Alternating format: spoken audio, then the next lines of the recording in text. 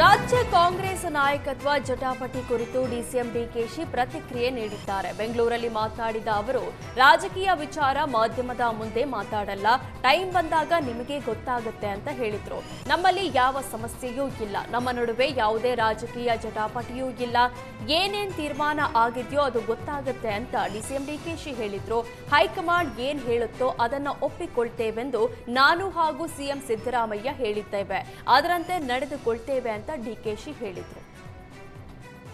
ರಾಜಕೀಯ ವಿಚಾರವಾಗಿ ಚರ್ಚೆ ಕೂಡ ಆಗಿದೆ ಅನ್ನೋ ಒಂದು. ನೋಡಪ್ಪ, ನಾನು ಯಾವುದೂ ಪೊಲಿಟಿಕಲ್ ಇಶ್ಯೂಸ್ನ ಮೀಡಿಯಾ ಮುಂದೆ ಮಾತಾಡಲ್ಲ. ಏನಾದರೂ ಟೈಮ್ ಬಂದಾಗ ನಿಮಗೆಲ್ಲ ಅದೆಲ್ಲ ಗೊತ್ತಾಗ್ತದೆ ಅಂತ ಹಿಂದೆನೇ ಹೇಳಿದ್ದೀನಿ. ಸೊ ಅಲ್ಲಿ ನಾಟ್ ಇದು ಏನು ನಮ್ಮಲ್ಲೇನು ಯಾವ ಸಮಸ್ಯೆ ಏನೂ ಇಲ್ಲ, ಯಾವ ಪಾಲಿಟಿಕ್ಸು ಇಲ್ಲ, ಏನಿಲ್ಲ. ಏನೇನಾಗಬೇಕು, ಏನೇನು ತೀರ್ಮಾನಗಳಾಗಿದೆಯೋ ಆ ತೀರ್ಮಾನಗಳ ಪ್ರಕಾರ ಸ್ಪೆಕ್ಯುಲೇಷನ್ ರಾಜಕೀಯ ವಿಚಾರವಾಗಿ ಚರ್ಚೆ ಕೂಡ ಆಗಿದೆ ಅನ್ನೋ ಒಂದು. ನೋಡಪ್ಪ, ನಾನು ಯಾವುದೂ ಪೊಲಿಟಿಕಲ್ ಇಶ್ಯೂಸ್ನ ಮೀಡಿಯಾ ಮುಂದೆ ಮಾತಾಡಲ್ಲ. ಏನಾದರೂ ಟೈಮ್ ಬಂದಾಗ ನಿಮಗೆಲ್ಲ ಅದೆಲ್ಲ ಗೊತ್ತಾಗ್ತದೆ ಅಂತ ಹಿಂದೆನೇ ಹೇಳಿದ್ದೀನಿ. ಸೊ ಅಲ್ಲಿ ನಾಟ್ ಇದು ಏನು ನಮ್ಮಲ್ಲೇನು ಯಾವ ಸಮಸ್ಯೆ ಏನೂ ಇಲ್ಲ, ಯಾವ ಪಾಲಿಟಿಕ್ಸು ಇಲ್ಲ. ಡಿಸಿಎಂ ಡಿಕೆಶಿ ದೆಹಲಿ ಭೇಟಿ ಕುರಿತು ಶಾಸಕ ಟಿಬಿ ಜಯಚಂದ್ರ ಪ್ರತಿಕ್ರಿಯಿಸಿದ್ದಾರೆ. ತುಮಕೂರಲ್ಲಿ ಮಾತನಾಡಿದ ಅವರು, ಡಿಕೆಶಿ ಕೆಪಿಸಿಸಿ ಅಧ್ಯಕ್ಷ ಕೆಲಸದ ಕಾರಣ ಆಗಾಗ ದೆಹಲಿಗೆ ಹೋಗ್ತಿರ್ತಾರೆ ಅಂತ ಹೇಳಿದ್ರು.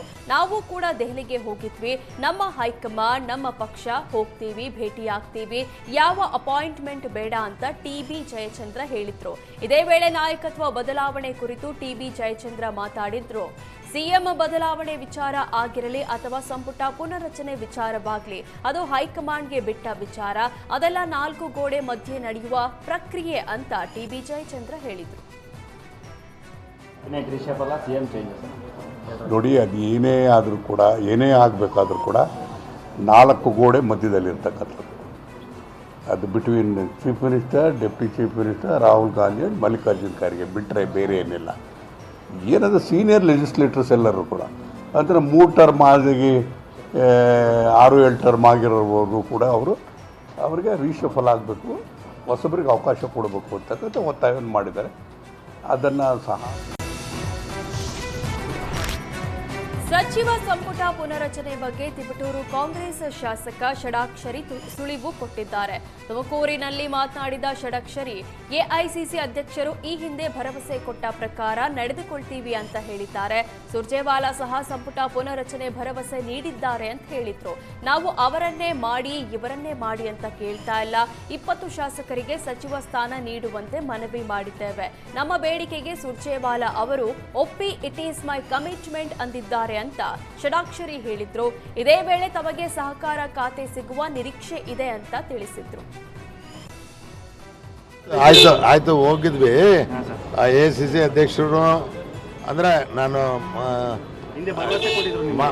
ಭರವಸೆ ಕೊಟ್ಟಿರೋ ಪ್ರಕಾರ ನಡ್ಕೊತೀವಿ ಅಂತ ಹೇಳಿದ್ದಾರೆ. ಸುರ್ಜೇವಾಲಾ ಅವರು ಹೇಳಿದ್ದಾರೆ. ಇದು ರಿಸಲ್ಟ್ ಬಂದ ಮೇಲೆ ನಾವು ಕೇಳಿರ್ತಕ್ಕಂಥದ್ದು ಅವ್ರನ್ನೇ ಮಾಡಿ ಇವ್ರನ್ನೇ ಮಾಡಿ ಅಂತಲ್ಲ, ಹೊಸಬರು ಒಂದು 20 ಜನಕ್ಕೆ ಅವಕಾಶ ಮಾಡ್ಕೊಂಡು ಅಂತ ಕೇಳಿದ್ದೀವಿ. ಬಹುತೇಕ ಅದಕ್ಕೆ ಸುರ್ಜೇವಾಲಾ ಅವರು ಒಪ್ಕೊಂಡಿದ್ದಾರೆ. ಮೊದಲು ಮಂತ್ರಿ ಆಗುವಾಗ ಯಾಕದು ಹೇಳಿದೆ ಅವತ್ತು ಅಂದರೆ, ಅವತ್ತು ಇದೇ ಹೇಳಿದ್ದೆ, ಹಿಂದೆನೇ ನನ್ನ ಅನೌನ್ಸ್ ಮಾಡಿ ಸಹಕಾರಿ ಖಾತೆ ಅಂತಲೇ ಗುರುತಿಸಿದ್ರು. ಅದರಿಂದ ಅವತ್ತು ಕೈ ಬಿಟ್ಟೋಗಿತ್ತು. ಅದರಿಂದ ಅದೇ ಕೊಡ್ಬೋದು ಅಂತ ನಾನು ಭಾವಿಸ್ತೀನಿ. ಅವ್ರವ್ರ ವಿಚಾರ ನನಗೆ ಬೇಕಿಲ್ಲ. ಪೈಪೋಟಿ ಯಾರ್ಯಾರ ಮಾಡ್ಕೊಳ್ಳಿರಿ, ನನ್ನಕ್ಕೆ ನಾನು ಕೇಳ್ತಾ ಇದ್ದೀನಿ. ಈಗ ಅವರೆಲ್ಲ ಮಂತ್ರಿ ಆಗಿ ಹೋಗಿದ್ದಾರೆ, ನಾನೇನು ಆಗಿಲ್ಲ. 40 ವರ್ಷದಿಂದ ಪಕ್ಷದಲ್ಲಿದ್ದೀನಿ. ಅದರಿಂದ ನಾನು ಬೇರೆ ಅಧಿಕಾರ ಕಿತ್ಕೊಳಕ್ಕೆ ಹೋಗಲ್ಲ. ನನ್ನ ಹಕ್ಕನ್ನು ನಾನು ಕೇಳ್ತಾ ಇದ್ದೀನಿ. ಡಿಸಿಎಂ ಡಿಕೆಶಿ ದೆಹಲಿ ಪ್ರವಾಸ ಕುರಿತು ಸಚಿವ ಎಂಬಿ ಪಾಟೀಲ್ ಪ್ರತಿಕ್ರಿಯೆ ನೀಡಿದ್ದಾರೆ. ವಿಜಯಪುರದಲ್ಲಿ ಮಾತನಾಡಿದ ಎಂಬಿ ಪಾಟೀಲ್, ಡಿಕೆಶಿ ವಿವಿಧ ರಾಜ್ಯಗಳ ಚುನಾವಣೆ ಸಮಿತಿಯಲ್ಲಿದ್ದಾರೆ, ಹೀಗಾಗಿ ದೆಹಲಿಗೆ ಹೋಗಿ ಮುಖಂಡರನ್ನ ಭೇಟಿಯಾಗುವುದು ಸಾಮಾನ್ಯ ಸಂಗತಿ ಅಂತ ಹೇಳಿದ್ರು. ಇದೇ ವೇಳೆ ನಾಯಕತ್ವ ಬದಲಾವಣೆ ಹಾಗೂ ಸಂಪುಟ ಪುನರಚನೆ ವಿಚಾರ ಹೈಕಮಾಂಡ್ಗೆ ಬಿಟ್ಟಿದ್ದು, ಹೈಕಮಾಂಡ್ ಯಾವ ನಿರ್ಣಯ ತೆಗೆದುಕೊಳ್ಳುತ್ತೋ ಅದಕ್ಕೆ ನಾವೆಲ್ಲರೂ ಬದ್ಧ ಅಂತ ಸಚಿವ ಎಂಬಿ ಪಾಟೀಲ್ ಹೇಳಿದ್ರು. ನಮ್ಮಲ್ಲಿ ಏನೇ ಸಮಸ್ಯೆ ಇದ್ರೂ 4 ಗೋಡೆಗಳ ಮಧ್ಯೆ ಹೈಕಮಾಂಡ್ ಬಗೆಹರಿಸುತ್ತೆ ಅಂತ ಎಂಬಿ ಪಾಟೀಲ್ ತಿಳಿಸಿದರು. ಯಾವುದು ಕೂಡ ಇಲ್ಲ. ಡಿ.ಕೆ. ಶಿವಕುಮಾರ್ ಅವರು ವಿವಿಧ ರಾಜ್ಯಗಳ ಒಂದು ಚುನಾವಣಾ ಸಮಿತಿಯಲ್ಲಿದ್ದಾರೆ. ಅವರು ಕೆಪಿಸಿಸಿ ಅಧ್ಯಕ್ಷರು ಇದ್ದಾರೆ. ಹೀಗಾಗಿ ದಿಲ್ಲಿಗೆ ಹೋಗಿ ಮುಖಂಡರನ್ನ ಭೇಟಿಯಾಗುವಂಥದ್ದು ಸರ್ವೇ ಸಾಮಾನ್ಯ. ಇದು ಅದರಲ್ಲಿ ಏನೋ ವಿಶೇಷತೆ ಕೂಡ ಮಾಡುವಂಥದ್ದಿಲ್ಲ. ಮತ್ತು ನಾಯಕತ್ವ